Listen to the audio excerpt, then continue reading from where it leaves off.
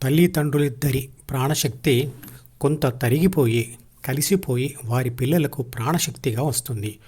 అంటే తల్లిదండ్రుల ప్రాణశక్తియే మరో శరీరంలోకి అంటే వారి పిల్లల శరీరంలోకి ప్రవేశించింది. ప్రాణశక్తికి శరీర పునరుత్పత్తి విధానంలో కలిగే పునర్జన్మ ఇది.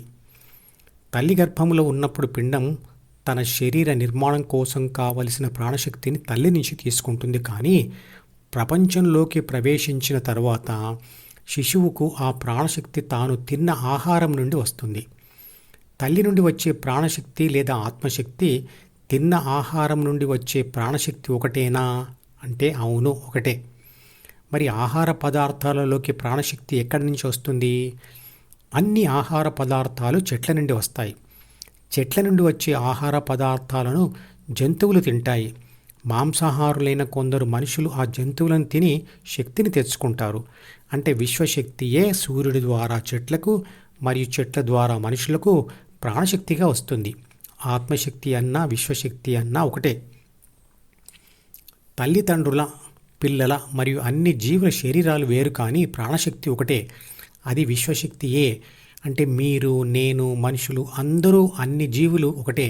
మన శరీరాలు మరియు మనసులు మాత్రమే వేరు.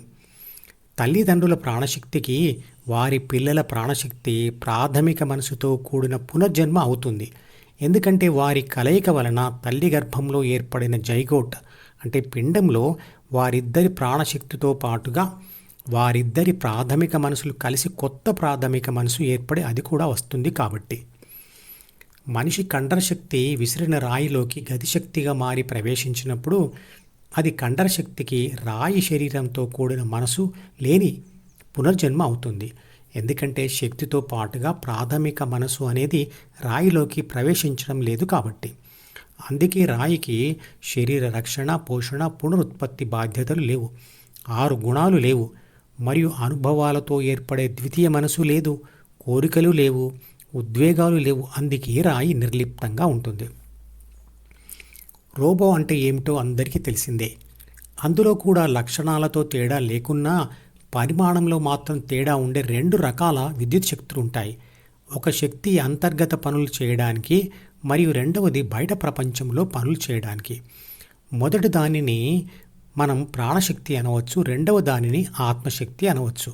ఆ 2 శక్తులు కూడా ఒకే శక్తి. అలాగే రోబోలో ఉండే ప్రాథమిక మనసును ఆపరేటింగ్ సిస్టమ్ లేదా సిస్టమ్ సాఫ్ట్వేర్ అనవచ్చు. ఇక అందులో ఉండే ద్వితీయ మనసును యూజర్ సాఫ్ట్వేర్ అనవచ్చు. పైన ఉన్న చిత్రపటం గమనించండి. ఎలాగైతే ప్రాపంచిక ఆత్మ అంటే ఏబీసీ డిలోని సూచనల ద్వారానే ఈ ద్వారా బాహ్య ప్రపంచంలో పనులు చేస్తుందో, అలాగే రోబోలోని రెండవ విద్యుత్ శక్తి ద్వితీయ మనసు లాంటి మెమరీ చిప్లో రాసిన సూచనల ప్రకారంగానే బాహ్య పనులు చేస్తుంది. మనకు తెలిసిన అనేక శక్తులలో మనసుతో కూడిన పునర్జన్మ పొందడం ఒక్క ప్రాణశక్తికి మాత్రమే సాధ్యమవుతుంది. విశ్వంలోని ఏ శక్తి అయినా తాను చేస్తున్న పనుల ద్వారా చేయబడుతున్నటువంటి వస్తువులలోకి ప్రవేశిస్తుంది. ఉదాహరణకు విద్యుత్ శక్తి బల్బులో ప్రవేశించడం వల్ల అది వెలుగుతుంది. అలాగే విసిరిన రాయిలోకి కండరశక్తి ప్రవేశించడం వల్ల అది కదులుతుంది.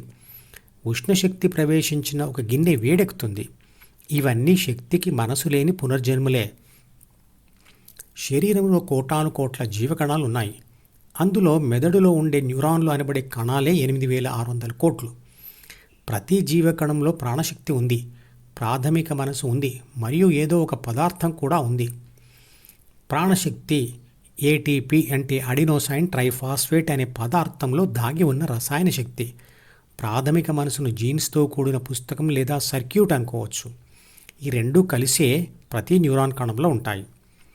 అన్ని కణాలలో ఉన్న శక్తిని ప్రాణశక్తి అన్నప్పటికీ మెదడు న్యూరాన్ కణాలలో ఉండే ప్రాణశక్తిని మాత్రం ఆత్మశక్తి అంటాం. ఎందుకంటే ప్రాణశక్తి అంతర్గత పనులకే పరిమితమై ఉంటుంది. కానీ ఆత్మశక్తి మెదడు కణాల ద్వారా బాహ్య ప్రపంచంతో కూడా సంధానమై ఉంటుంది. ఆత్మశక్తి అంటే బాహ్య ప్రపంచంతో అనుభవాలు పొందేందుకు బిలోని అంటే ప్రాథమిక మనసులోని అంటే జీన్స్ పుస్తకంలోని 3 బాధ్యతలు 6 గుణాల సూచనలు చదివి ఆ సూచనల ప్రకారంగానే ద్వితీయ మనసులోని సి అంటే అహంను పొంది డిలోని కోరికల ద్వారా ఈ అంటే జ్ఞానేంద్రియాలతో కలిసి ప్రపంచాన్ని దర్శిస్తుంది. 7 పనుల ద్వారా ప్రపంచాన్ని అనుభవిస్తుంది. ఆ 7 పనుల గురించి ఇదివరకే వివరించాను.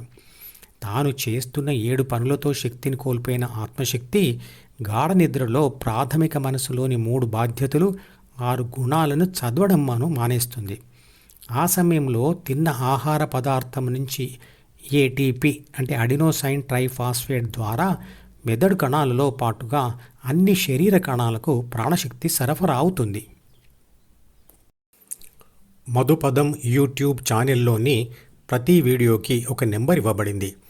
1వ నంబర్ వీడియో నుండి మొదలుపెట్టి వరుసగా చివరి వీడియో వరకు చూస్తేనే ఆత్మశాస్త్రం సంపూర్ణంగా అర్థమవుతుంది. ఈ వీడియో డిస్క్రిప్షన్లో ఉంచిన మధుపదం ప్లేలిస్ట్ లింక్ ద్వారా అన్ని వీడియోలు వరుసగా చూడవచ్చు.